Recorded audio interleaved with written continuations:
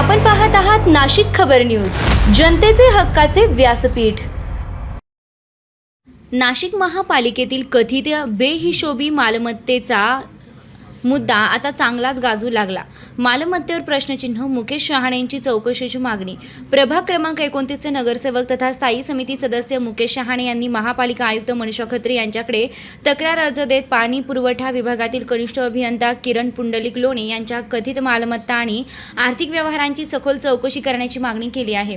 Maharashtra civil services conduct rules 1979 नुसार शासकीय कर्मचाऱ्यांनी स्वतःची तसेच कुटुंबियांच्या मालमत्तेची विवरण देणे आवश्यक असल्याचा दाखला देत लोणे यांच्यावर नावावर तसेच त्यांच्या कुटुंबियांच्या नावावर नाशिक शहर आणि जिल्ह्यात विविध ठिकाणी मालमत्ता असल्याचा दावा तक्रारीत करण्यात आला। तक्रारीनुसार महापौर बंगल्यासमोर मुलगी श्रुती किरण लोणे यांच्या नावावर 38 चौरस मीटरचं व्यापारी कार्यालय देवळाली येथे LPK इन्फ्रा कंपनीशी संबंधित जमीन तसेच जयश्री किरण लोणे यांच्या नावावर आडगाव आणि गंगापूर येथे मालमत्ता असल्याचा दावा करण्यात आला आहे। याशिवाय लाखलगाव येथे 55 आर जमीन, चांदशी येथे 262 चौरस मीटर तर दुगाव येथे 4.4 एकर आणि 2400 चौरस मीटर जमीन किरण लोणे यांच्या नावावर असल्याचं तक्रारीत नमूद करण्यात आलंय। या सर्व मालमत्ता आणि आर्थिक व्यवहारांची ACB, CBI, ED तसेच आर्थिक गुन्हे शाखेमार्फत सखोल चौकशी करण्यात यावी अशी मागणी नगरसेवक मुकेश शहाणे यांनी केली आहे। चौकशीत आरोप सिद्ध झाल्यास संबंधित दोषींवर फौजदारी गुन्हे दाखल करून अवैध मार्गाने कमवलेली मालमत्ता जप्त करण्याची मागणी त्यांनी केली आहे। दरम्यान स्थायी समितीच्या सभेत एअरटेल टॉवर प्रकरणाच्या चौकशीची मागणी नगरसेवक मुकेश शहाणे यांनी केली आहे। यावेळी स्थायी समिती सभापती मच्छिंद्र सानप, आयुक्त मनीषा खत्री, महापालिकेचे अधिकारी तसेच नगरसेवक उपस्थित होते।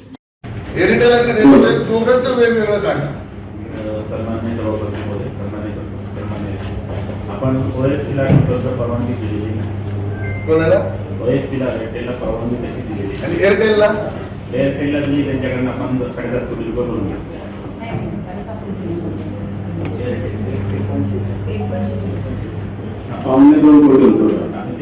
रिलायन्स आणि ते सगळं म्हणून 7.5 कोटी। आणि एअरटेलचं आणि रेलटेलचं काम एकाच ठेकेदाराचे दोन वेगवेगळे नाही सर, आपण फक्त परवानगी दिली, काम करणार त्यांची। माझ्या माहितीनुसार आपण एकाच ठेकेदाराला आपण ते काम त्या समोरच्याने दिलेलं नाही। मी सांगते काय असते, आपण कंपनीला परवानगी देतो, त्यांनी कोणत्या कॉन्ट्रॅक्टर कडून काय करून घ्यायचं आहे आपल्याकडे ते आपण फक्त परमिशन आपण काय दराने पैसे घेतो याच्याकडनं आपल्याला त्या ठिकाणी आपले 3 ते 4 प्रकारचे दर आहेत। फक्त मार्केट असेल तर वेगळं, रेट सांगा काय रेट घेतो आपण?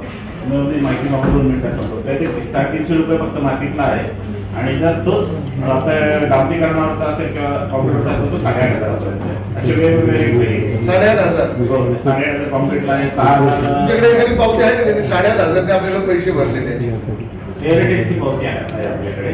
एअरटेल आपण याच्यात तुम्हाला मी सांगतो, आपला हा ब वर्ग आहे, आपण यांना पैसे भरून घेतले आहेत 1,050 रुपयांनी आपण याचे पैसे भरून घेतलेले आहेत। आणि आपली ब वर्गाची असताना आणि मालेगाव महापालिका ही ड वर्गाची आहे, त्यांनी 3,850 रुपये सरसकट पैसे भरून घेतलेले आहेत। हा इथला सगळा काळा पसारा आपला जो चाललेला आहे याच्यावर कोणाचाच अंकुश नाही मॅडम। एअरटेलचं रेलटेलचं जाळं एवढं मोठ्या प्रमाणात आपल्या इथं जाळं हे झालेलं आहे का? आपण काय करू, जे तुमचे प्रश्न सगळे आपण एका वेळेस उत्तर देऊ, जीवाप्रमाणे आपण गाडी लावतो,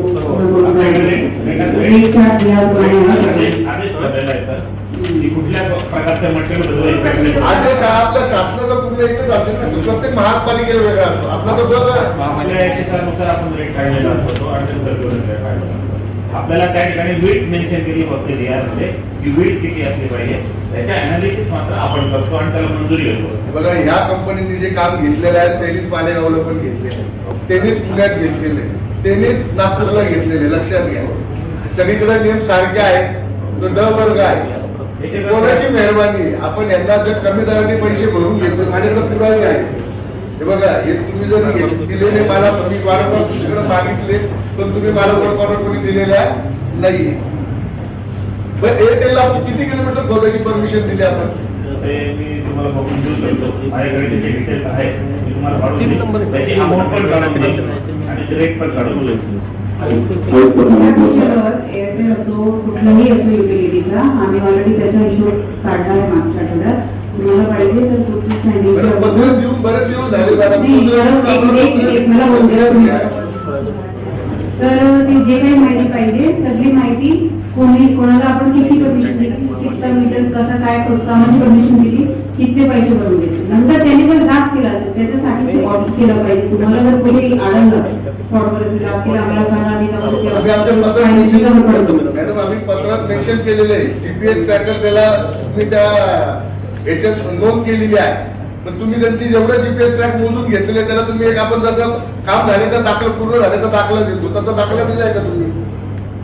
एखादा रस्ता झालाय समजा सिडको पासून त्रिमूर्ती चौकापर्यंत चालला रस्ता तर तुम्ही त्याचा पूर्ण तसा दाखला देत आहे का? मॅडम याच्यात इतक्या मोठ्या प्रमाणात घोळ चाललेला आहे. तुम्हाला विनंती आहे आपण इकडं महापालिकेला पैसे गोळा करण्यासाठी आपण बघतो आणि इकडं भोंगळा कारभार चाललाय एकदम. म्हणजे मनमाने एक याचे पैसे भरायचे आणि 3-3 केबल टाकायच्या सरस काम चालू आहे. एअरटेलला कलर वेगळा दिलाय, रेलटेलला वेगळा दिलाय, स्मार्ट सिटीने अजून एक केबल टाकायची परत अजून 5-5 केबल तिथे टाकले जात आहे. परंतु आपले एकही अधिकारी तिथं बघत नाही. इथं त्यांचा एक वाजे नावाचा माणूस इथं फिरत असतो. एखाद्या सर्वसामान्य माणसाला इथे एखाद्या कॅबिनला जायचं असेल अधिकाऱ्याच्या तर त्याला घेतलं जात नाही. परंतु तो प्रत्येक अधिकाऱ्याच्या कॅबिनला 1-2 तास बसलेला असतो. याचे पुरावे सुद्धा आमच्याकडे आहे. ऐकतो मॅडम याच्यावर तुम्ही नीट दखल घेऊन पुढच्या मीटिंगला किंवा येत्या काळात तुम्ही व्हिजिट करा आणि जे पैसे याच्यात कोणी कुठले आहेत नाही 100% अधिकाऱ्यांवर गुन्हे दाखल झाले पाहिजे. महापालिकेची फसवणूक आहे. मी तुम्हाला मॅडम तुम्हाला काही मेसेज केल्यानंतर तुम्ही बघत नाही. विनंती आहे तुम्ही पण मी बऱ्याच वेळा तुम्हाला मेसेज केले काही गोष्टीचे तुम्ही बघत चला. कारण की आम्ही महत्वाच्या गोष्टी आम्ही तुम्हाला त्रास देतो. बरोबर विनंती आहे मॅडम. बऱ्याच लोकांचा फोनचा फोनवर नाव येतो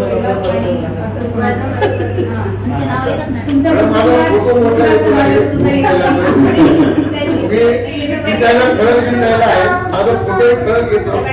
ठीक आहे काही कामात असेल तुम्ही विचारलं नसेल परंतु इथून पुढे आमचा फोन उचला.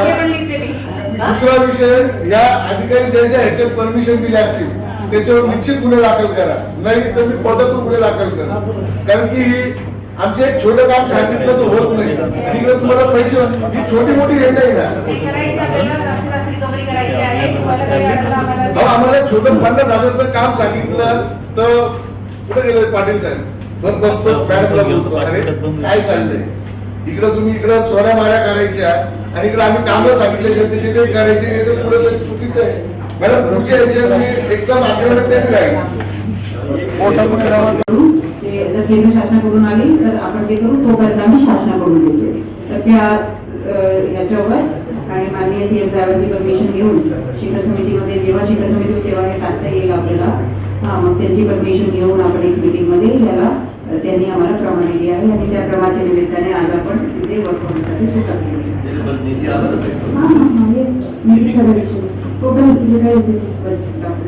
निधीचा आपल्याकडे काही कमतरता नाही. जे आपण निधी मागवतो त्यांनी केलं म्हणूनच त्यांनी त्यांची याच्यातून काढून दिली आहे निधी की हे अर्जंट आहे. हे आता जर नाही केले 1 वर्ष लागतो. काही विकल्पला 10 महिने लागतो. पण आंदोलन करायची वेळ आता पूर्ण शहर घेऊन मी आंदोलनाला बसून आता लक्षात घ्या. तुम्हाला विनंती आहे लवकर दखल घ्या. दुसरा एक विषय असा होता आपण कुंभमेळ्यामध्ये जे काही ठेके दिले आहे